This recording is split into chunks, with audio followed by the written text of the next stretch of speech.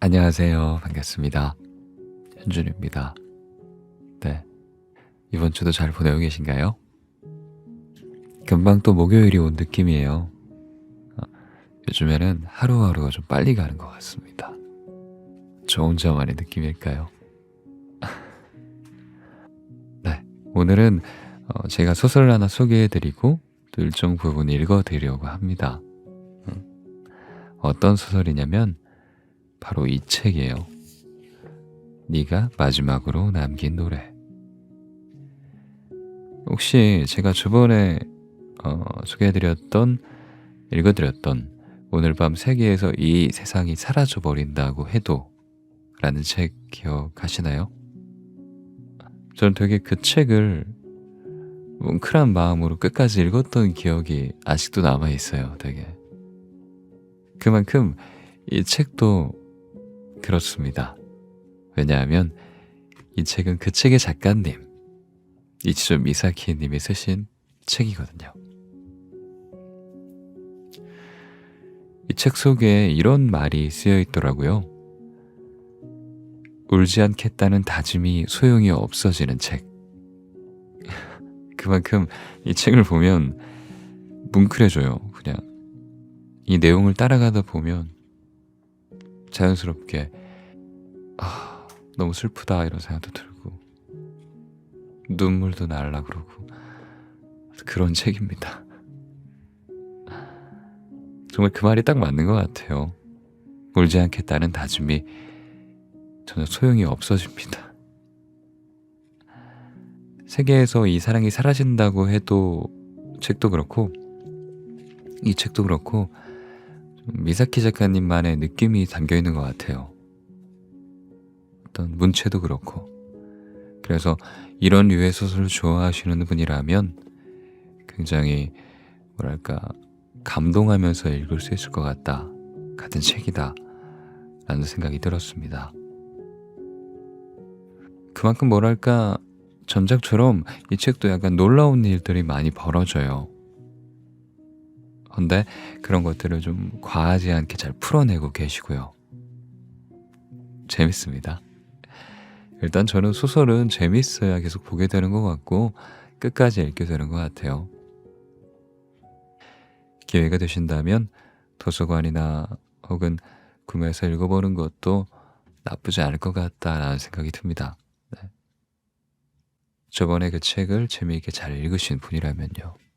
후회하지 않으실 거예요. 한 문장으로 소개하라고 한다면 이렇게 소개할 수 있겠네요. 시쓰기를 좋아하는 평범한 고등학생 남자와 노래에 재능이 있는 아름다운 고등학생 여자의 애절한 사랑 이야기, 애절하고 슬픈 사랑 이야기라고 해야 되나? 딱 한 번만 더 너와 함께 평범한 하루를 보내고 싶어. 그래요. 제가 이 책의 앞부분부터 조금 읽어드릴게요. 네, 들어보세요. 네, 읽어드릴게요.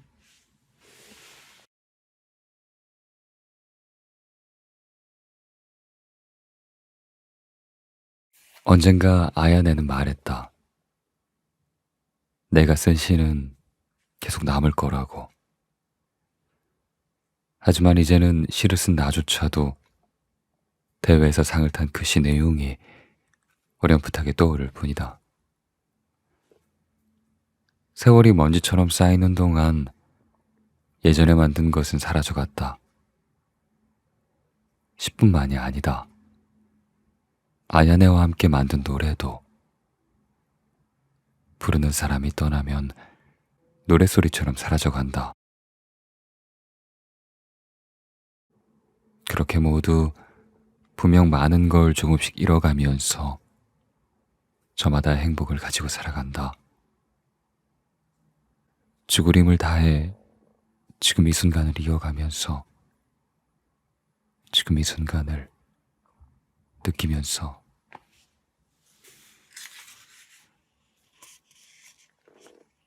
자동차는 평탄한 시골길을 익숙하게 달리고 있다. 벚꽃이 한창 흐드러진 3월이지만 오후의 하늘은 어둡다.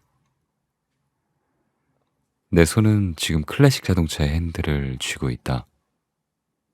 몇 시간 후에는 핸들 대신 기타를 쥐고 난생 처음 라이브 공연 무대에 오를 예정이다. 자동차 뒷좌석에는 케이스에 든 일렉트릭 어쿠스틱 기타가 실려 있다. 전에 아야네가 치던 기타를 지금은 내가 관리하고 있다. 그래서 진짜 두 사람은 어떻게 만난 거야? 조수석에는 내가 사랑에 맞지 않는 그녀가 있다. 다른 사람도 아닌 그녀가 아야네와 나의 과거를 물어온다. 아야네와 나는 이곳 시골 마을 출신이다. 우리 세대에서 아야네를 모르는 사람은 거의 없다. 고등학교를 졸업하자마자 날개를 활짝 펴고 넓은 세계로 나가 머지않아 누구나 다 아는 가수가 되었다. 그런 아야네와 나는 고등학생 시절 함께 노래를 만들었다. 세상에서 버림받기라도 한 듯 낡은 동아리 건물 안 문예부실에서 말이다. 이젠 그 얘기 좀 해줘도 되지 않아? 오순풀의 메마른 빛을 받으며 자동차는 목적지를 향해 곧장 달려간다. 신호등이 빨간색으로 바뀌자 멈춰서서 나는 조수석에 앉은 그녀에게 시선을 돌렸다. 나는 그리 말이 많은 사람이 아니다. 사람들이 물어봐도 아야네에 관해 굳이 얘기하지 않는다. 그렇지만 조수석에 앉은 그녀만은 예외였다. 지금까지 그녀가 졸을 때마다 아야네와의 추억을 몇 번이고 이야기했다. 그럴 만한 의미가 있기 때문이다. 하지만 아야네와 내가 처음 만난 시기가 감성적이고 민감한 고등학생 때였기에 말하기가 쑥스러워 생략하고 넘어간 얘기도 많았다. 일부 동급생들에게 오해를 받기도 했지만 당시 아야네와 나는 사귀는 사이가 아니었다. 아야네는 예전부터 곡을 만들었다. 하지만 가사를 쓸 수 없었다. 그래서 시를 쓰던 내가 약간 복잡한 경위로 가사를 써주게 되었다. 그렇게 우리는 함께 노래를 만들기 시작했다. 그게 다였다. 자동차는 예정보다 빨리 목적지에 도착했다. 그곳은 아야네와 내가 고등학생 때 자주 드나들던 레스토랑이다. 아야네는 라이브하우스가 아닌 이 레스토랑에서 노래를 불렀다. 시동을 끄자 차 내에 정적이 흘렀다. 조수석에 앉은 그녀는 아까 한 질문에 내가 대답하지 않자 뿌르퉁해 있었다. 그러나 포기하지 않았다. 나는 분명히 이 얘기를 들을 권리가 있다고 생각해. 그러니까 제발 이제 한동안 못 만날지도 모르는데. 못 만난다. 멜로디와 가사처럼 둘이 하나가 될 수밖에 없는 것이 있다. 생각해보면 사람의 만남과 이별도 그렇다. 내 인생에는 아야네를 생각하거나 말할 때마다 상처받던 시기가 있었다. 그러나 지금은 아무렇지도 않게 과거의 일로 생각할 수 있게 되었다. 기억 속에서는 어떤 일이든 한순간이다. 나 자신과 마주하고 마음을 굳히고서 입을 열었다. 내가 아야네를 처음 만나 이야기를 나눈 건 아야네가 노래를 불렀을 때 그랬던 것처럼 나는 눈을 감고 당시의 일을 떠올렸다. 처음 만났던 날, 함께 웃던 날, 눈물을 억누르며 헤어지던 날의 기억을, 이제는 다시 돌아갈 수 없는 아야네와의 날들을.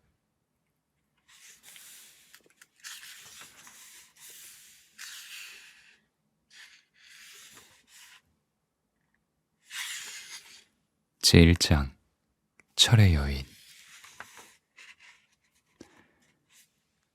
미즈시마, 너 씻어? 반 아이들에게 철의 여인이라고 불리던 도사카 아야네와 처음으로 이야기를 나눈 건 여름방학이 끝난 지 얼마 안 된 어느 날의 점심시간이었다. 내가 아직 아야네를 이름이 아닌 성으로 부르던 고등학교 2학년 2학기 때의 일이다. 문예대회에 응모할 작품을 제출하러 교무실에 갔을 때 도사카가 교무주임인 후지타 선생님과 이야기를 나누고 있었다. 후지타 선생님은 국어와 고전 과목을 담당하는 노년의 교사로 문예대회와 관련해 교내 창구 역할을 맡고 있었다. 나중에 다시 와야겠다고 생각한 순간 후지타 선생님이 나를 알아보고 웃으며 손짓했다. 선생님은 내게 잘해주셨다. 내가 쓴 시에 첨삭도 해주셨다. 모른 척 돌아갈 수가 없어서 선생님께 다가갔다. 어째 도사카와 선생님이 대화하는 중에 끼어든 모양새가 되었다. 오, 드디어 완성했나 보군. 어떻게 달라졌는지 기대되는걸? 좀 읽어보마. 끼어드는 걸 넘어서서 도사카를 한참 기다리게 만드는 꼴이 되고 말았다. 후지타 선생님이 그 자리에서 내 시를 소리내 읽기 시작했다. 교무실 에어컨은 시원하게 잘 들어가고 있었지만 나는 부끄러움과 긴장으로 온몸에 열이 오르는 기분이었다. 선생님을 만류하려 했으나 뭐 어떠냐며 조금도 개의치 않은 표정이었다. 슬쩍 도사카의 옆 얼굴을 쳐다봤더니 짜증이 나는지 눈을 감고 있었다. 내 눈에는 그녀, 도사카 아야네는 심기가 불편한 아름다운 생물로 비쳤다. 윤기나는 검고 긴 생머리에 가느다란 팔, 가느다란 다리. 여자치고는 큰 키에 얼굴은 장난 아니게 작았다. 의지가 강해 보이는 눈빛에 눈이 휘둥그레질 만큼 단정한 이목구비. 반 아이들은 고등학교 2학년이라기엔 어른스러운 분위기가 감도는 그녀를 꽤나 어려워했다. 듣기로는 1학년 때부터 그랬던 모양이다. 그녀는 늘 아무렇지도 않게 혼자 교실에 있었고 언제나 혼자 행동했다. 따돌림 당하는 것도 아니고 다른 아이들과 어울리지 못해 외톨이가 된 것도 아니었다. 그녀는 스스로 원해서 홀로 존재했다. 개중에는 독특한 아름다움을 지닌 그녀를 친구나 연인으로 삼고 싶다거나 액세서리처럼 옆에 두고 싶어 하는 아이들도 있었다. 하지만 그녀는 그런 아이들과도 어울리지 않았다. 나 좀 내버려 둘래? 누가 말을 걸면 그렇게 말했다. 나한테 관심 두지 마. 마음에 안 들면 괴롭혀도 상관없지만 그러면 나도 너희들도 성가시잖아? 그러니까 신경 꺼줘. 너무나도 딱 잘라 말해서 더 이상 받아치는 아이들은 없었다. 그렇게 그녀는 늘 혼자 있었다. 그런데 하필이면 그런 도사카 아야네 앞에서 내가 쓴 시가 공개되는 최악의 사태를 맞이하게 된 것이다. 시를 쓰고 있다는 건 비밀이었다. 예전부터 후지타 선생님에게도 그런 의사를 전했지만 내 의도를 이해하고 있었는지는 확실치가 않았다. 내가 생각해도 참 칙칙한 취미다. 하지만 내게는 그 취미가 필요했다. 시 쓰기는 내 숨통을 틔워준다. 나를 옥죄는 공부, 가족, 그리고 미래라는 강제적인 당위로부터 나를 구원해준다. 우리 집은 보통의 가정집과는 좀 다르다. 나이가 70살도 더 차이가 나는 조부모님과 나, 이렇게 셋이 살고 있다. 내가 초등학교 1학년 때부터였다. 부모님은 사고로 세상을 떠났다. 할아버지, 할머니와 결코 사이가 나쁜 건 아니었다. 다만 서로 지나치게 배려하고 마음 쓰느라 어떻게 대해야 할지 잘 몰랐다. 세대가 너무 동떨어져 있다 보니 다른 평범한 가족들처럼 편하게 대화를 나누거나 그렇게 싸울 일도 없었고, 사춘기에 겪는 이런저런 문제들은 모두 스스로 고민하고 해결할 수밖에 없었다. 그런 사춘기를 보내면서 나는 자연스럽게 시에 끌렸다. 아주 짧은 글이 복잡한 인간의 고뇌를 대변하고 있었다. 그뿐만이 아니라 풍경의 아름다움도 읊을 수 있고, 한순간 이곳이 아닌 다른 어딘가로 데려다 주기도 했다. 나는 그러한 감성에 빠져 있었다. 감동했다고 해도 좋다.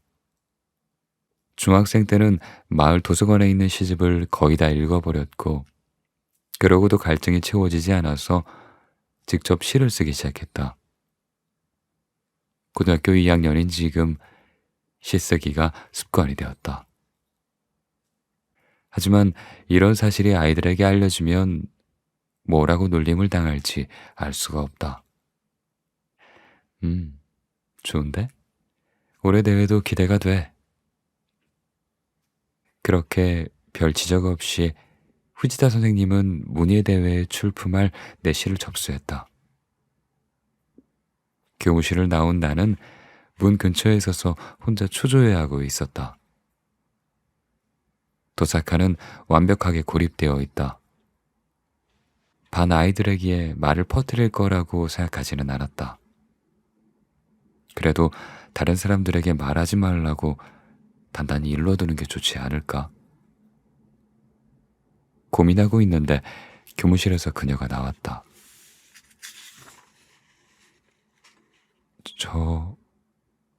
왜?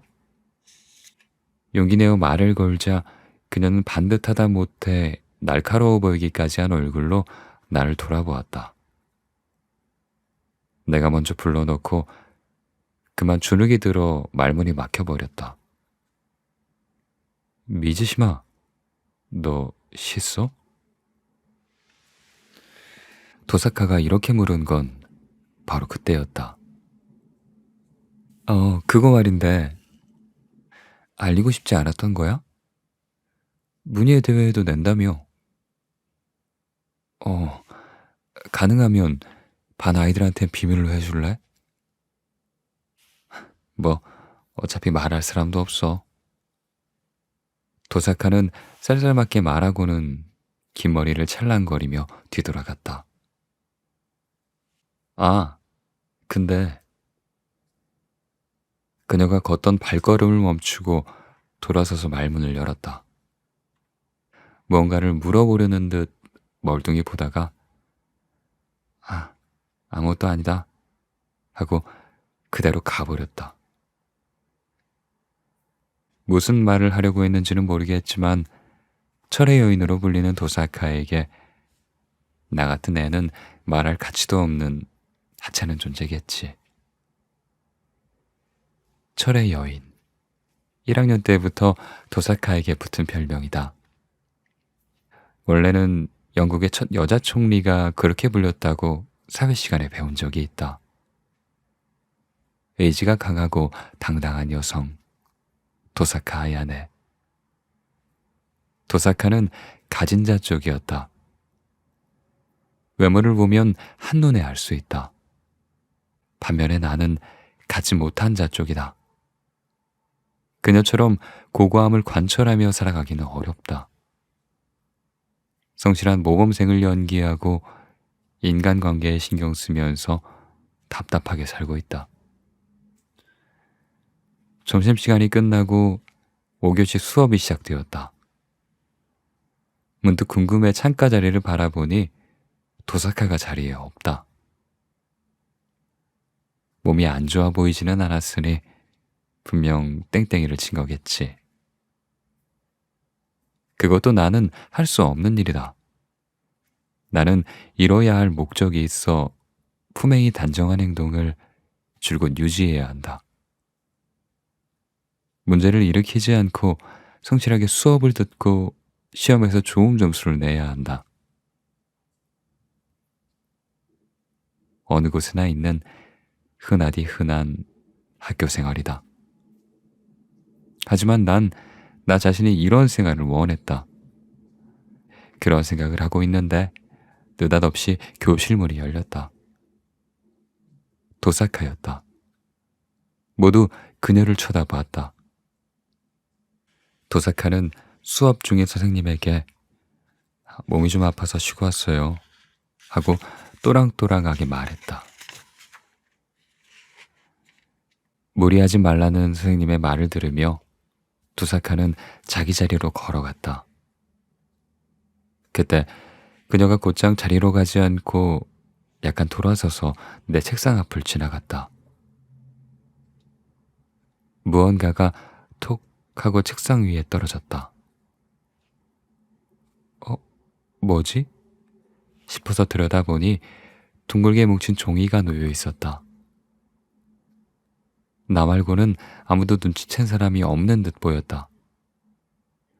무심코 종이를 펼치자 휘갈겨 쓴 듯한 글씨로 메시지 앱 아이디가 적혀 있었다. 무슨 상황인지 얼른 파악이 되지 않아서 자기 자리에 앉아 있는 도사카를 쳐다보았다. 내 시선을 느낀 그녀가 뒤돌아서 나를 보았다. 그 갸름하고 예쁜 눈이 무언가를 말하고 있었다. 나는 몰래 스마트폰을 꺼냈다. 메시지 앱을 열고 종이에 적힌 아이디를 친구로 추가했다. 도사카라는 계정이 화면에 나타났다. 잠시 후 그 계정에서 음악 파일이 전송되었다. 다시 그녀를 쳐다보자 이번에는 귀를 가리킨다. 무슨 뜻일까? 이 음악 파일을 들으라는 걸까? 당황스러웠지만 나는 팔꿈치를 세워 손으로 턱을 괴한 뒤 오른쪽 귀를 가리고 이어폰을 꼈다. 그리고 음악 파일을 재생했다.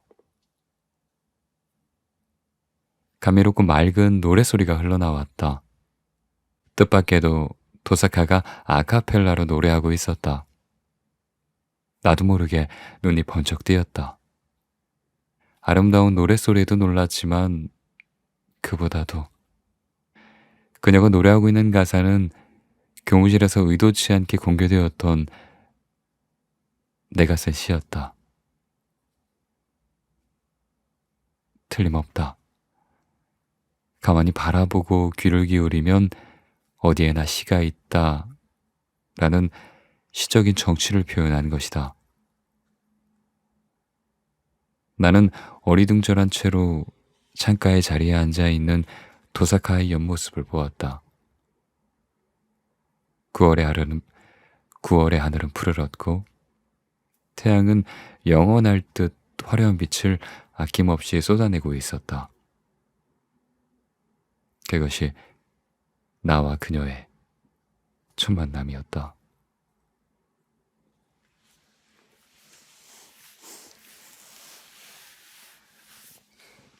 전국 고등학교 문예대회라는 행사가 있다. 아마 나 말고는 우리 반 그 누구도 모를 것이다. 어쩌면 학교 전체를 통틀어 상세 내용을 아는 학생은 나 하나뿐일지도 모른다. 고등학생을 대상으로 소설이나 시, 단카, 에세이 등 글로 표현된 문예작품을 1년에 한 번 모집해 우수작품을 선정하는 재단법인 주최대회이다. 나는 1학년 때부터 이 대회 시 부문에 응모하고 있다. 이렇게 문예대회에 참가하는 이유는 진로 희망과 관련이 있다. 예전부터 난 고등학교를 졸업하면 대학교에 진학하지 않고 내가 사는 지역의 관공서에서 근무하겠다고 마음먹었다. 이 고등학교에 입학한 것도 그런 연유에서였다. 우리 고장의 이름을 딴 이 공립학교는 대학 진학률은 높지 않지만 이 지역 공무원 시험에 강하다며 중학교 때 담임 선생님이 권유해 주었다. 대학에 진학하면 돈도 많이 들고 할아버지 할머니의 은혜에 보답할 시기도 늦어진다. 고등학교에 무사히 입학하고 나서도 졸업 후의 진로 희망은 바뀌지 않았다. 다만 연세 많은 조부모님을 대신해 장을 봐야 해서 귀가가 늦어지지 않도록 동아리 활동은 포기했다. 동아리 활동을 하지 않으면 관공서에 취직하는 데 불리하다. 그래서 1학년 때 담임선생님이 문예대회에 참가해보는 건 어떻겠냐고 나에게 권유한 것이다. 설령 입선하지 못한다고 해도 끈기 있게 계속하는데 의미가 있다. 문예대회에 3년간 계속 참가하면 그 이력도 공무원 시험 면접에서 가산점이 된다고 했다. 담임 선생님은 30대 초반으로 젊지만 학생들을 진심으로 위해주는 교사였다.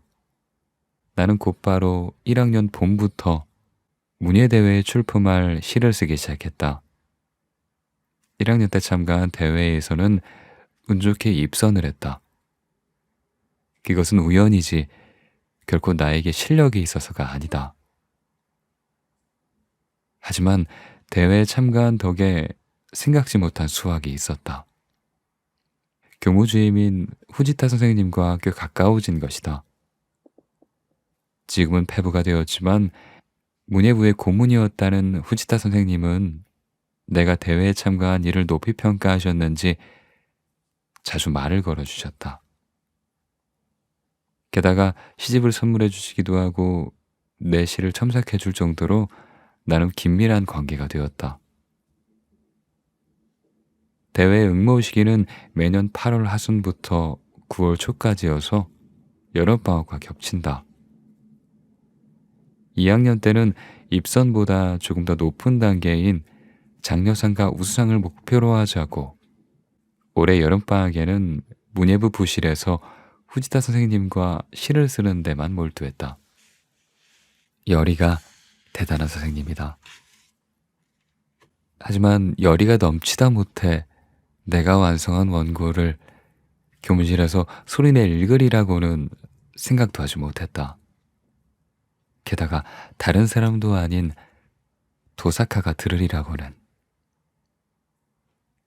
종례 시간이 끝나자 도사카는 여느 때처럼 재빨리 교실을 빠져나갔다. 아까 메시지를 보냈지만 읽은 표시로 바뀌기만 하고 답장은 오지 않았다. 교실에서 나가는 그녀를 곁눈으로 바라보면서 반 아이들의 대화에 끼었다. 얼마 있다가 스마트폰에서 메시지 도착을 알리는 알림음이 울렸다. 옛날 동아리 건물로 와.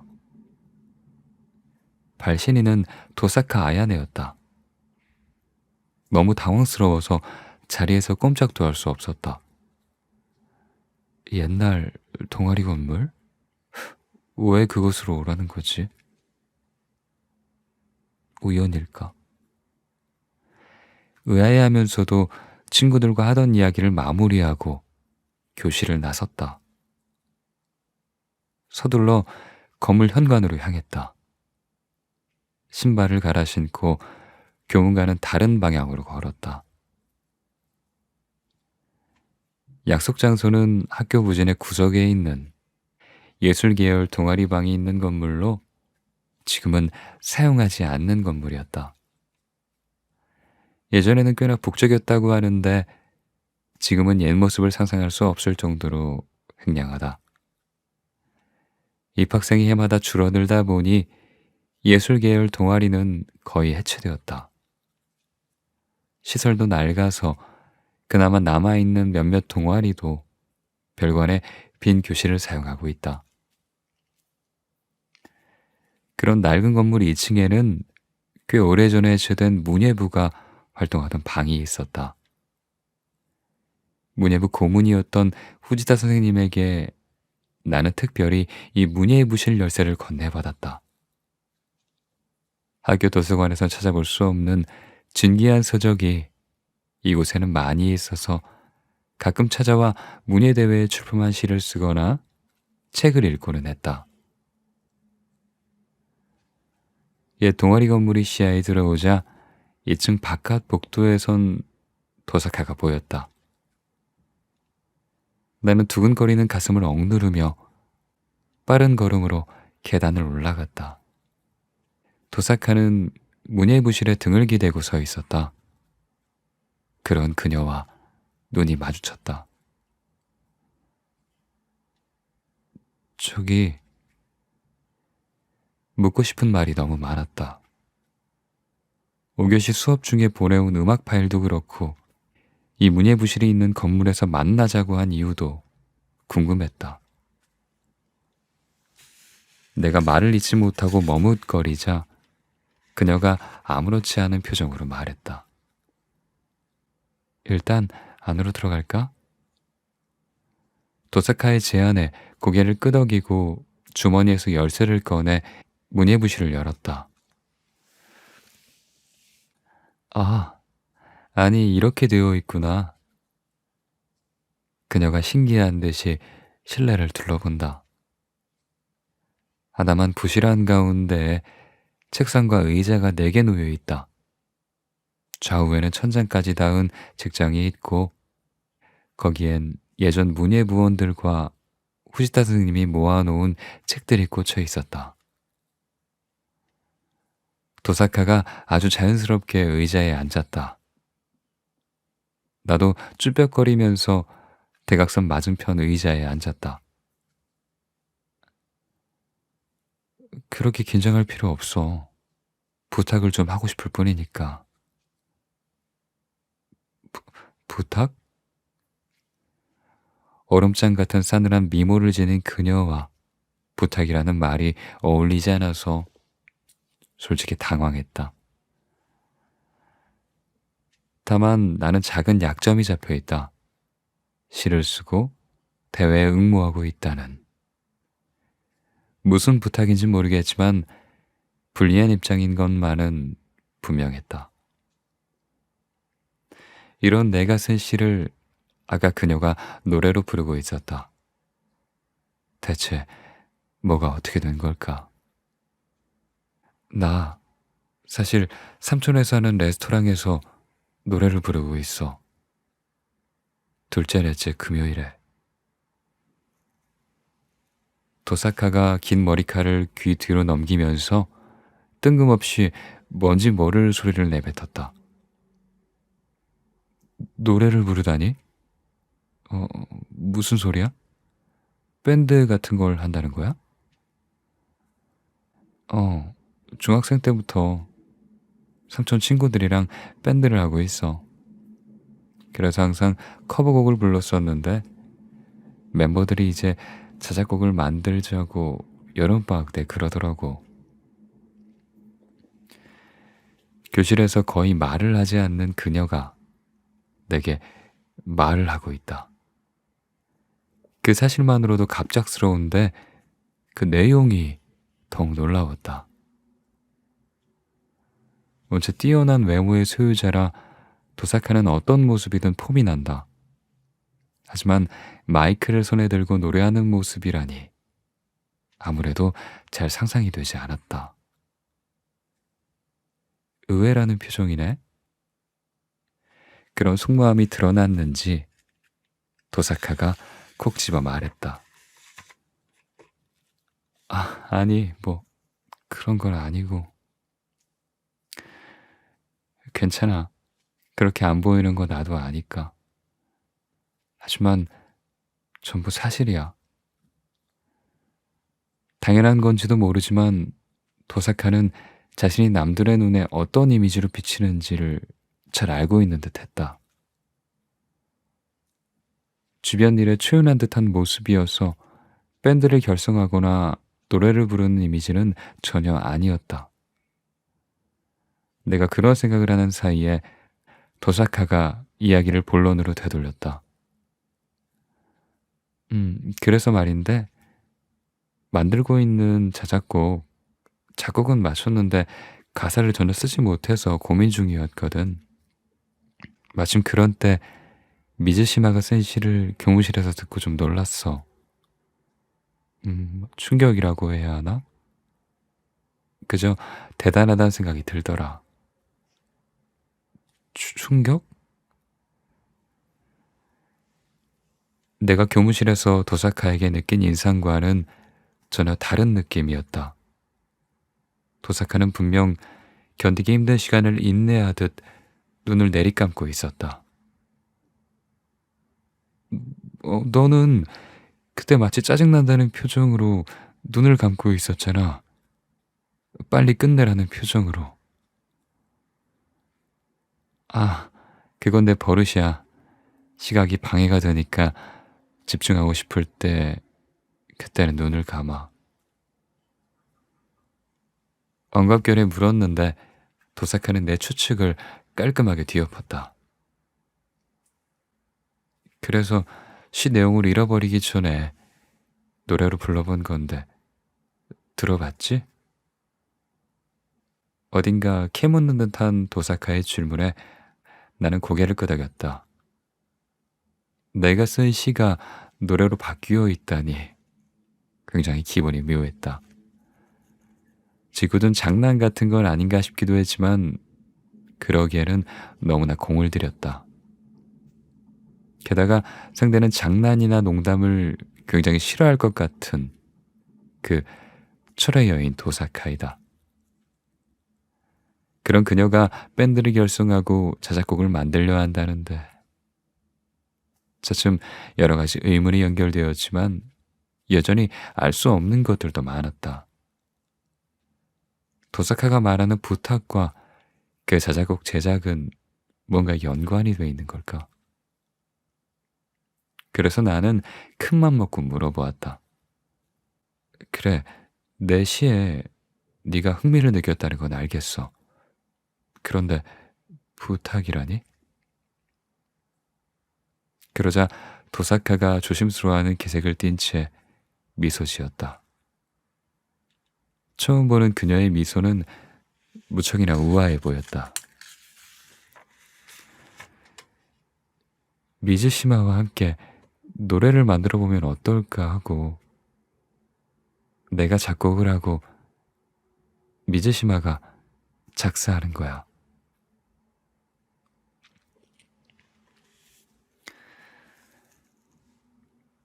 시와 가사는 느낌도 분위기도 엄연히 다르다. 철의 여인 도사카가 지금 내게 그런 가사를 써달라고 의뢰했다. 뭐가 어떻게 된 상황인지 아직도 혼란스럽기만 하다. 하지만 시를 쓴다고 해서 가사를 쓸 수 있는 건 아니야. 해본 적도 없고. 내가 난처한 표정으로 그렇게 말하자 그녀는 별거 아니라는 듯이 대답했다. 미즈시마라면 문제없어. 성적 때문에 종종 선생님한테 비교당하긴 하지만 머리도 무척 좋은 것 같고 말이야. 이 문예부시라도 일주일에 몇 번이나 와서 시를 쓰고 있잖아? 안 그래? 머리는 별로 좋지 않지만, 아니, 그보다 여기서 만나자고 한 것도 그렇고, 내가 어떻게 이 부실에 자주 오는 걸 알았어?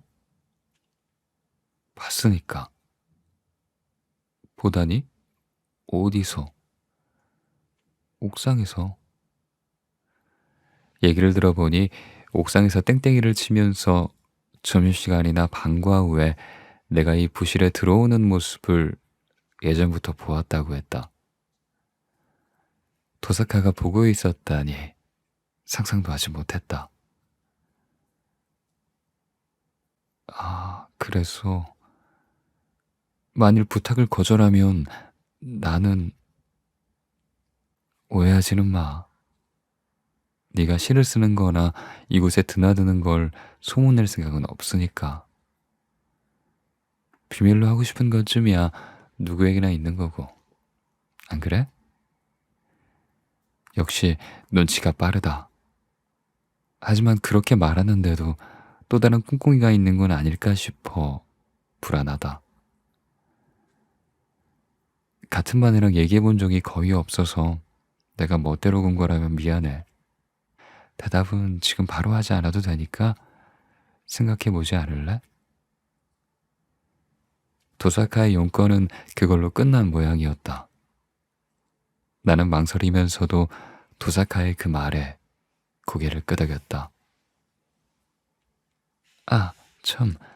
그리고 이거 괜찮으면 들어도. 그러더니 기타로 작곡했다는 음원을 메시지로 보내주었다. 당황스러운 일의 연속이다. 도사카는 노래를 부르기만 하는 게 아니라 정말로 작곡까지 할 수 있는 것인가? 내일 방과 후에 여기서 다시 이야기할 수 있을까? 어, 뭐 괜찮긴 한데. 그래, 그럼 내일 봐. 그런 약속을 남기고 도사카는 부실을 나갔다. 멍하니 그녀의 뒷모습을 바라보았다. 도사카에게서 작사를 부탁받았다는 사실이 아직도 믿어지지가 않았다. 조금 냉정을 되찾고 싶어서 신선한 공기를 들여 마시려고 창문을 열었다. 창가에 서서 심호흡을 한 뒤 밖을 바라보았다. 학교 주변에는 눈에 띄는 것이 아무것도 없었다. 하늘과 산, 나무, 논밭, 그리고 사람이 다니지 않는 길과 전봇대밖에 보이지 않았다. 정말 보잘것없는 시골 마을이다. 관광도 기대할 수 없고 제조업만이 유일한 버팀목이다. 이런 시골에서 공무원이 되어 평범하게 살다가 평범하게 죽는다. 나를 길러준 할아버지와 할머니의 곁에서 쭉 살다가 두 분을 간병한다. 내 인생은 고등학교 2학년에 이미 어느 정도 정해져 있었다. 누가 강요한 것도 아니다.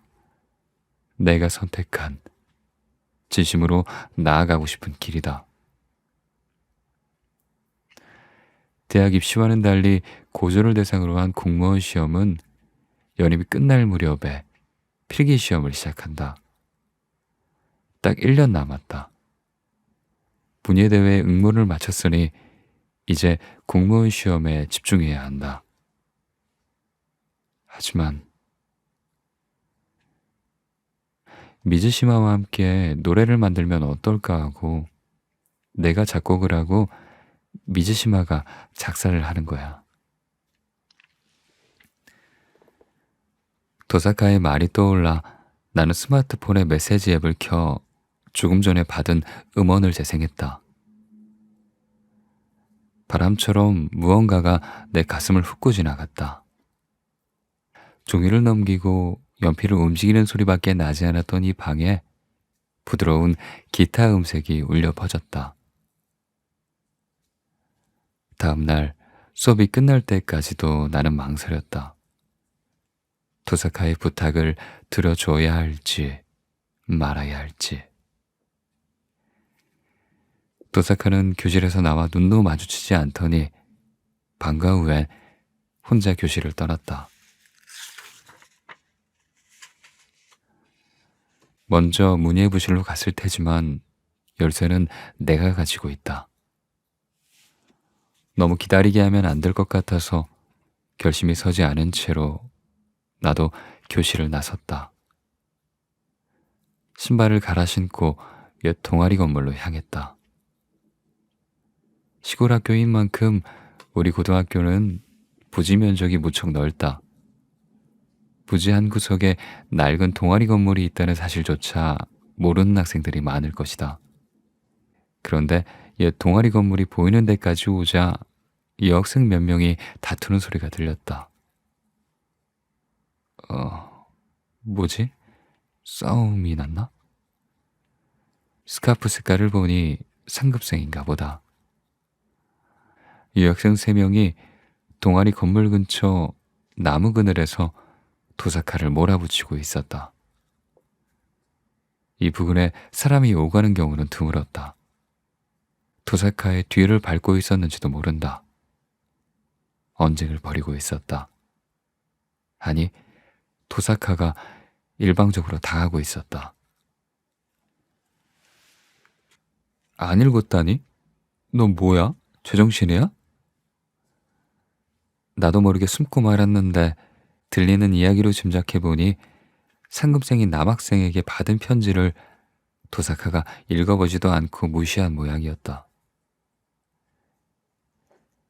그러자 그 남학생과 친한 여학생들이 어떻게 된 일인지 따라온 것이었다. 다들 청춘이구나 싶었다.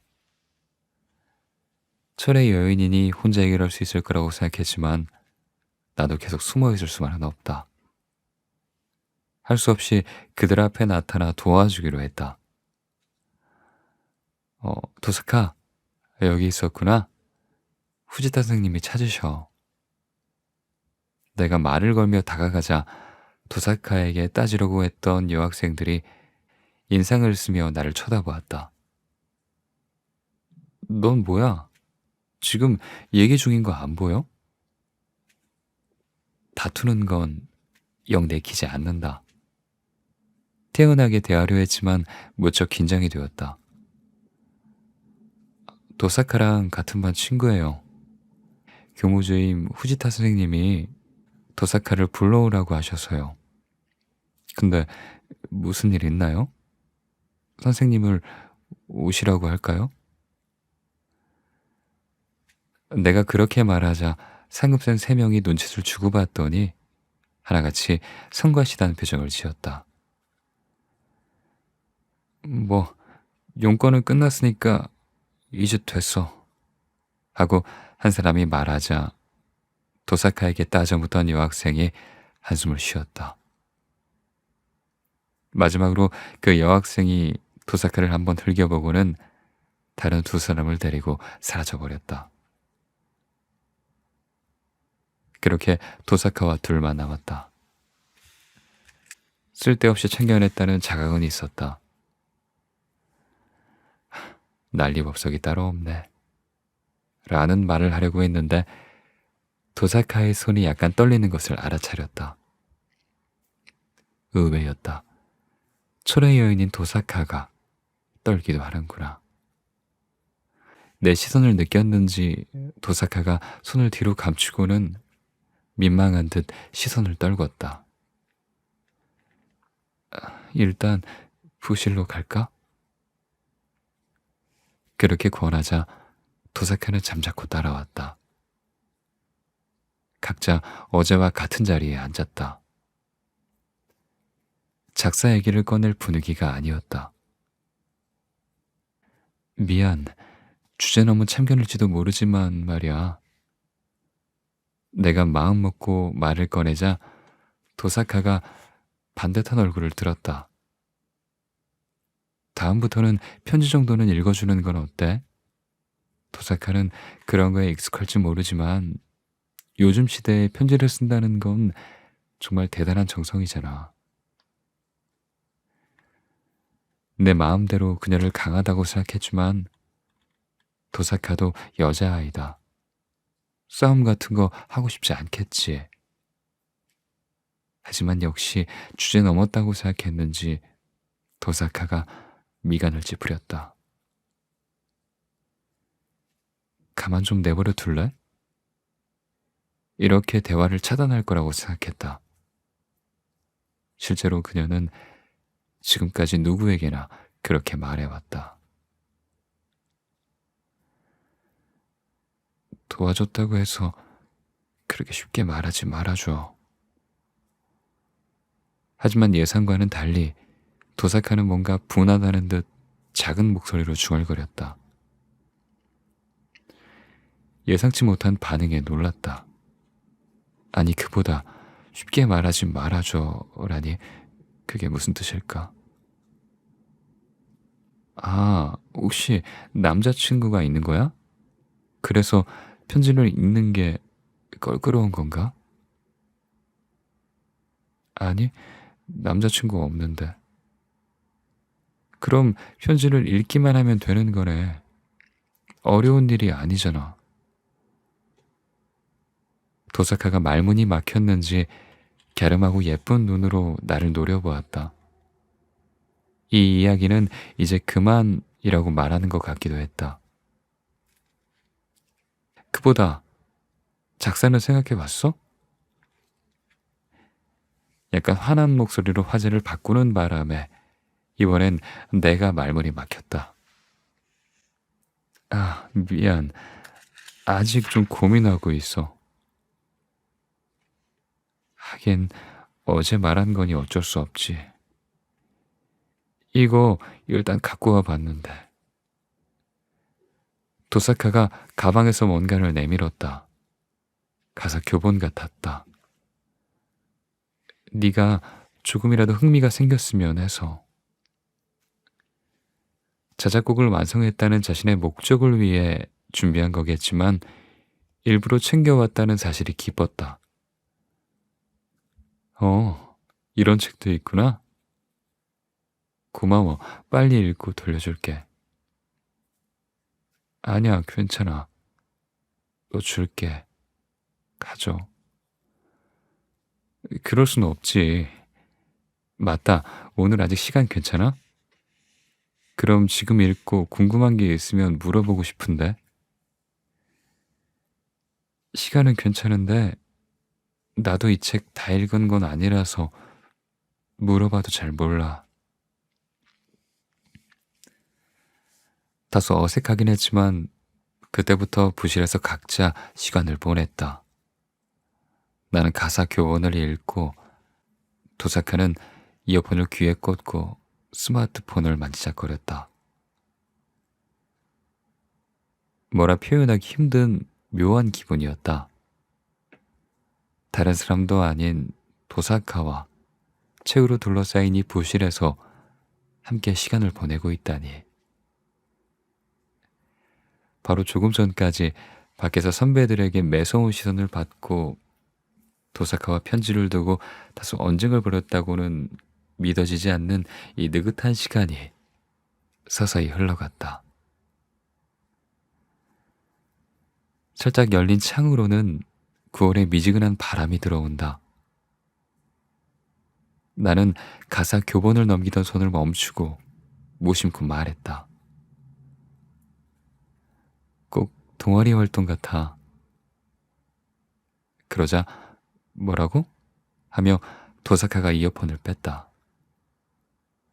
원래 여기는 문예부였는데 만약 해체되지 않았다면 이런 분위기였을까 하는 생각이 들었어. 방과 후에 이렇게 모이는 건 조금 부러웠거든. 도사카에게 너무 친한 척 굴었나 싶었지만 막상 그녀는 별로 신경 쓰지 않는 듯 주위를 둘러보더니 말했다. 뭐 의외로 편하긴 하네. 와이파이랑 기타, 과자가 있었으면 딱 좋았겠지만. 도사카도 와이파이니 과자니 그런 말을 하는구나. 그럼 하지. 나를 대체 어떻게 생각하는 거야? 철의 여인? 나도 모르게 내뱉고 말았다. 틀림없이 찌르볼 거라고 생각했는데 도사카는 아, 그거? 하고 가볍게 받아쳤다. 미즈시마도 알고 있었구나.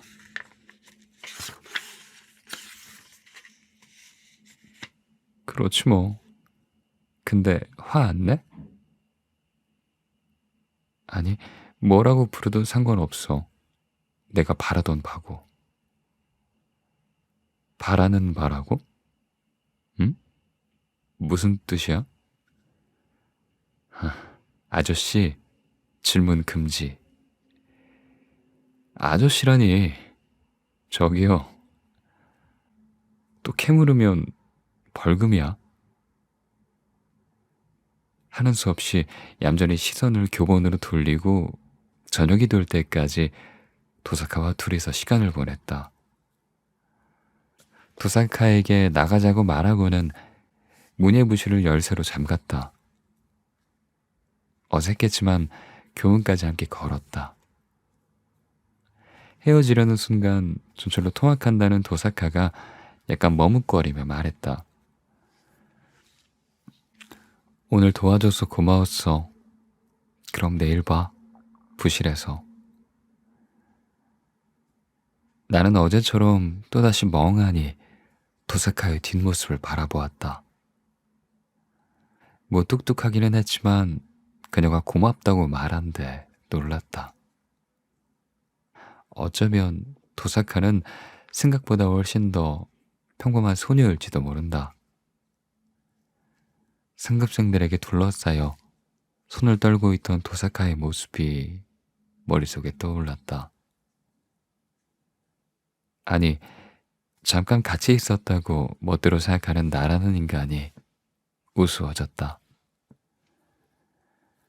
자전거 보관소로 가서 자전거를 꺼내 혼자 귀갓길에 올랐다. 가는 도중에 슈퍼에 들러 저녁거리와 일용품을 샀다. 집에 돌아와 할머니와 서둘러 음식을 만들었다. 저녁을 먹고 목욕을 하고 숙제를 한 뒤 공무원 시험 공부를 했다. 공부를 끝내자 밤 10시 반이 되어 있었다. 잠자기 전에 시라도 쓸까 했지만 가방으로 신경이 쏠렸다. 도사카에게 빌려온 교본을 꺼내 읽던 부분을 펼쳐들었다. 다음 날도 여느 때와 같이 학교에 가서 수업을 들었다. 오전 중에는 솔직히 좀 졸렸다. 어제는 잠자리에 들기 전에 교본의 나머지 부분을 읽기 시작했다가 끝까지 다 보고 말았다. 고개를 들어 시간을 확인하니 밤 12시가 넘어 있었다. 그대로 잠들었으면 좋으련만 생각지도 않게 작사 작업에 몰두했다. 작사는 시쓰기와 통하는 면이 많아서 꽤 흥미가 생겼다. 교본 예제에 따라 두 편을 다 썼을 무렵에는 이미 새벽 2시가 지나 있었다. 수업이 지나면 시험 삼아 만든 가사를 도사카에게 보여줘야지 하는 그런 생각을 하면서 수업 중에 도사카에게로 시선을 옮겼다. 어제 상급생들과 부딪힌 일이 있어서 나도 가능하면 빨리 부실로 가야겠다고 생각했다. 그런데 건물 현관을 빠져나와 얼마 못 간 자리에서 도사카가 남학생에게 붙잡혀 있었다. 3학년으로 보였다. 도사카와 나란히 서도 손색 없는 외모에 키도 컸다. 미남 미녀가 나란히 서 있는 모습을 지켜보는 학생도 많았다. 남들의 시선이 신경 쓰였는지 도사카와 그 남학생이 자리를 옮겼다. 어쩌면 도사카에게 편지를 건네준 인물일지도 모른다. 또 시비가 붙지나 않을까 걱정되었지만 당사자들끼리라면 괜찮겠지. 나는 먼저 옛 동아리 건물로 향했다. 노트에 써두었던 가사를 고치고 있는데 도사카가 부실로 들어왔다. 아까 너 현관 근처에서 보고 있었지? 도사카의 질문에 시치미를 떼려고 했지만 한 발 늦고 말았다. 시치미 떼도 소용없어. 내가 분명히 봤으니까. 어제 그 편지를 줬다는 사람이야? 맞아. 거기서 기다리고 있을 줄은 몰랐지만 확실하게 거절했으니까. 그랬구나. 하고 말하는 사이에 도사카가 자리에 앉았다. 나는 문득 생각나 가방에서 가사 교본을 꺼냈다. 아, 참, 이거 고마워. 다 읽었으니 돌려줄게. 벌써 다 읽은 거야? 빠르네. 꽤 재미있더라고. 그래서 저기 어, 가사도 시험 삼아 만들어 봤는데 말이야. 그때 도사카가 교실에서는 보이지 않는 표정을 지었다. 눈썹을 치켜 올리며 놀란 표정이었다. 작사를 했단 말이야? 뭐 어디까지나 시험 삼아 써본 거야. 게다가 교본에 있는 예제대로 쓴 거라서 전에 받은 음원에 맞출 수 있는지는 잘 모르겠어. 본격적인 건 아니야. 내가 가사를 적은 페이지를 내밀자 도사카의 몸이 살짝 굳었다. 갈 곳을 잃은 노트가 멋쩍게 공중에 떠 있다. 미안. 가사 말인데 혹시 메시지로 보내줄 수 있어? 응, 그럴게. 근데 왜? 내밀었던 노트를 무심결에 쳐다보았다. 글씨를 또박또박 썼기 때문에 알아보기는 힘들지 않아 보였다. 가사는 읽을 때랑 들을 때 느낌이 굉장히 다르거든. 음성 변환 앱을 써서 확인하려고. 그렇다면 할 수 없다. 도스카가 원하는 대로 가사를 메시지로 쳐서 보냈다. 도사카는 이어폰에 귀를 꽂고 확인했다. 우와, 굉장해. 세상이 빗소리라면 이라니. 단어를 이렇게 조합해서 표현할 수도 있구나. 시작은 삐걱거렸지만 이제는 꽤 흥미롭게 듣고 있는 것 같아서 안심했다. 도사카가 첫 번째 가사를 확인하는 동안 다른 가사를 메시지로 쳐서 보냈다. 그녀는 이번 가사도 감탄하며 들었다. 집중하느라 어느 순간부터는 아무 말이 없었다. 그러다가 갑자기 바스락바스락 소리를 내며 보냉팩에서 뭔가를 꺼냈다. 초콜릿 과자가 든 상자였다. 애써 녹지 않게 신경 써가며 학교에 가져온 걸 보니 도사카도 여자애구나 싶었다. 그녀는 막대 모양의 초콜릿과 과자를 입에 넣고 먹기 시작했다. 미즈시마, 이 첫 번째 가사의 표현 말인데 도사카, 진짜로 과자 갖고 왔네? 응? 안 돼? 안 되는 건 아니지만 이 건물이 꽤 낡아서 나온다더라고. 나온다니? 귀신? 뭐 난 그런 거 안 믿으니까 괜찮아. 아니, 그건 아닌데 좀 커서 실물을 보면 제법 이런 이야기를 하고 있는데 도사카의 등 뒤에 있는 책장에서 뭔가가 움직였다. 내 시선이 뒤쪽으로 향한 걸 눈치챈 도사카가 불안한 기색으로 뒤를 돌아봤다. 쿨한 철의 여인 도사카라면 늘 때쯤이야 아무렇지 않을지도 모른다. 창피한 이야기지만 나는 처음 봤을 때 생각보다 너무 커서 당황해 어쩔 줄 몰라 했다.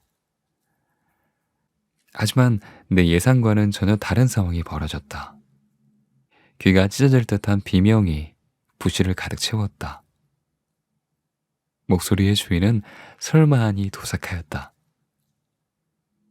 반쯤 정신이 나간 도사카가 허둥대며 내 옆으로 달려왔다. 그 가느다란 손가락으로 내 어깨를 잡고 책상에 있는 검은 쥐에게서 멀찌감치 떨어지려 하고 있었다. 아, 미즈시마, 저거 어떻게 좀 해봐. 도사카가 당황해하며 어쩔 줄 모르는 그런 모습에 놀라면서도 나는 고개를 끄덕였다. 역시 나왔군. 기다려, 바로 쫓아낼 테니까. 빨리, 빨리. 뻔뻔하게 자란 녀석인지 전에도 음식 냄새를 맡고 나타난 적이 있다. 부실 문을 열어놓고 청소하면서 꺼낸 빗자루로 조심스럽게 쥐를 바깥으로 유도했다. 잘 되어가나 싶은 순간 갑자기 놈이 우리 쪽으로 향해 달려왔다. 아, 싫어. 안 돼. 오고 있다. 이리로 오고 있잖아. 도사카가 신경질적으로 소리를 지르는 가운데 나는 빗자루로 재빨리 놈이 오는 길을 막아 방향을 틀고 밖으로 내몰았다. 무사히 성공하자 나도 모르게 안도의 한숨이 새어나왔다. 빗자루를 청소함에 집어넣었다. 도사카는 쥐가 사라진 뒤에도 진정이 되지 않는지 표정이 굳어 있었다. 죽음 전의 반응도 그렇고 이런 도사카의 모습은 처음이다. 어지간한 생각이 문득 머리에 떠올랐다. 도사카는 정말로 우리가 생각한 것보다 훨씬 평범한 소녀일지도 모른다. 그 생각을 뒷받침이라도 하듯이 어제 주고받은 대화 속에 신경 쓰이던 대목이 떠올랐다. 철의 여인? 아, 그거? 분명히 그때 도사카는 자신이 바라던 바라고 했다. 어쩌면 지금의 모습이 진짜 도사카이고 평소에는 이런 자신을 감추고 있는 게 아닐까. 있잖아, 도사카? 저기 지금은 말 걸지 않았으면 좋겠는데. 무뚝뚝한 이미지, 그거 일부러 만든 거야? 그 한마디에 도사카는 눈을 크게 떴다. 조금 전에 자신을 감추려는 듯이 날카로운 시선으로 나를 쳐다보았다. 자꾸 캐내려 들면 벌금이라고 말했을 텐데. 아, 말했지. 그녀는 쌀쌀맞은 표정으로 날 째려봤지만 지금 내게는 얼버무리려고 연기하는 것으로밖에 보이지 않았다. 가사를 써왔으니까 이번만 특별히 용서해줄게. 하지만 다음엔 진짜 안 봐줄 거야. 왜 감추려고 해? 미즈시마, 내 말 듣고 있는 거야? 나 진짜 화낸다. 도사카와 함께 노래를 만들면 즐거울 것 같다 생각이 들었어. 그래서 저기 이런 말 하긴 좀 쑥스럽지만 도사카에 대해서 더 알고 싶어. 그런 말은 예상하지 못했는지 도사카는 약간 당황한 표정을 보였다. 아, 작사 부탁한 거 진지하게 생각해봤구나. 그렇지 않았으면 잠까지 줄여가면서 가사를 써오진 않았겠지? 내가 솔직하게 대답하자 도사카는 아무 말도 하지 않았다. 뭔가를 골똘히 생각하는 듯했다. 공무원 시험 공부와 집안일까지 할 일이 많다. 다만 도사카와 노래를 만드는 일에도 흥미를 느끼기 시작했다. 둘 다 입을 다물고 있다가 도사카가 탄식하듯이 한숨을 내쉬었다. 역시 사람과 가까이 지내면 감추는 데도 한계가 있네. 여러 가지로. 그 발언은 내가 확인차 물어본 말을 거의 인정한 거나 다름없었다. 역시 뭔가를 감추고 있었구나, 도사카. 내가 말하자 도사카는 불만이 묻어난 얼굴로 흘끔 나를 바라봤다. 기왕 이렇게 됐으니 말하는 건데 여기 벌레랑 쥐 대책 좀 확실히 하자고. 깨끗하게 쓰고 있는 것 같긴 하지만 쥐가 나오다니 말도 안 돼. 알았어. 그보다 도사카 상당히 돌직구 스타일이구나. 그건 너도 그렇잖아. 어제는 느닷없이 편지를 읽으라고 하질 않나. 도사카의 말투가 갑자기 바뀐 듯 놀랐지만 한편으론 친근감도 느껴졌다. 어제의 일을 다시 따져 묻기에 나도 편한 말투로 대답했다. 아니, 어제 그 소동은 그 편지가 원인이었으니까 그렇지. 근데 그 3학년 선배 엄청 잘생겼던데. 거절한 거 후회 안 돼? 외모야 거저 얻은 거잖아. 로또 맞은 거나 다름없지. 그런 조건엔 별로 관심 없어. 도사카가 머리카락을 쓸어올리며 시시하다는 듯이 대답했다. 재능도 그렇고 뭐든지 원래 다 타고나는 거 아닌가? 그걸 노력해서 발전시키지 않으면 의미가 없잖아. 거기에 인성이 드러나는 것 같아. 그 말은 도사카의 노래도 그렇다는 거야? 뭐 나름 그렇지. 이래봬도 나 노력하거든? 발성 연습도 하고 조깅도 하고 그렇게 몸을 단련하고 있어. 복근도 있다니까. 볼래? 도사카가 교복을 열어젖히려고 하길래 나는 그만 당황해서 황급히 말렸다. 안 볼 테니까 그만. 나에 대해서 더 알고 싶은 거 아니었어? 그런 말이 아니잖아. 그보다 지금 나 놀린 거지? 눈치챘어? 그렇게 말하며 웃는 도사카는 역시나 철의 여인이 아니었다. 자신을 그대로 내보이기 시작한 도사카가 다시 나를 바로 쳐다본다. 왜 진짜 내 모습을 감추고 있었는가 하면 말이지. 반 아이들과 가깝게 지내봐야 좋을 게 하나도 없거든. 그래서 일부러 외톨이로 지낸 거야.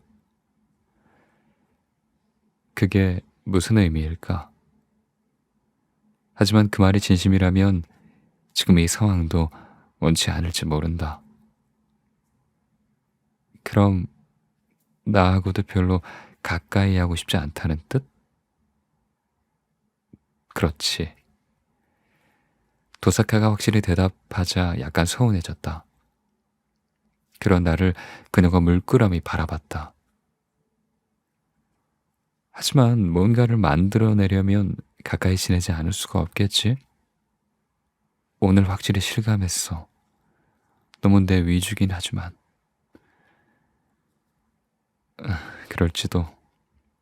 하지만 적어도 난 도사카가 일부러 아이들과 거리를 두고 있다는 그걸 소문낼 생각은 없어. 내가 시를 쓰고 있다는 것도 비밀로 해줬고 말이야. 그건 걱정하지 마. 다만 도사카가 다시 입을 다물었다. 마음에 걸리는 게 있었던 난 냉큼 물었다. 혹시 그거 말고도 비밀이 있는 거야? 응? 왜 그렇게 생각해? 어제 편지일도 그렇고 아까 가사를 적은 노트도 그렇고 말이야. 그저 결벽증이 있어서 그런 거일 뿐일지도 모르겠지만 약간 평범치 않은 구석이 있는 것 같아서 말이야. 평범 말이지? 도사카는 시선을 돌리고 가만히 있었다. 뭐지? 왠지 약간 상처받은 것처럼 보였다.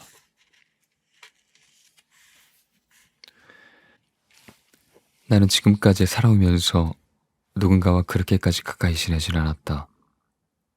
하지만 그런 표정을 지으면 모른 척 할 수가 없다. 저기, 괜찮다면 이야기해주지 않을래? 이제 같이 노래를 만들 건데, 우리 동아리 친구 같은 거잖아. 뭐, 노래를 만드는 것도 한 번으로 끝날지도 모르지만. 그 말에 도사카는 내 눈을 바라봤다. 그녀는 틀림없이 망설이고 있었다. 나 중학교 때도 그렇고 동아리는 땡땡이 쳤었어. 그래서 동아리 친구라고 해도 어떤 느낌인지 잘 몰라. 그럼 첫 동아리 친구네.